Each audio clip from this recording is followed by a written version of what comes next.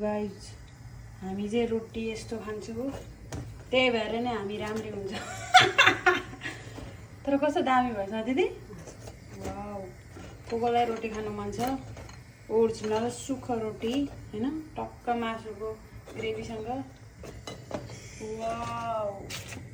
यस्तो दामी हुन्छ गाइज पकाउने भनेको यसरी हो के बुझ्नुभयो नि अब यो आउँछ अनि बल्ल त्यसपछि फुल आउँछ दिस इज ओरिजिनल हैन दिदी गयो त्यो गयो यहाँ आउँदैछ रोटी यस्तो गाइस अब चाहिँ हामीले पकाइसक्यो रोटी अब चाहिँ खान लागेको यहाँ छ दुध अनि यहाँ छ मुलाको अचार नेपालबाट आएको अनि यहाँ छ दही अनि दहीमा टक्क चपाएर अनि खानुपर्छ यहाँ छ रोटी यस्तो मिठो हुन्छ गाइस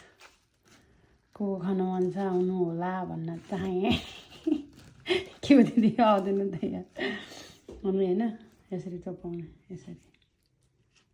वाउ यस्तो दामी हुन्छ खायो ल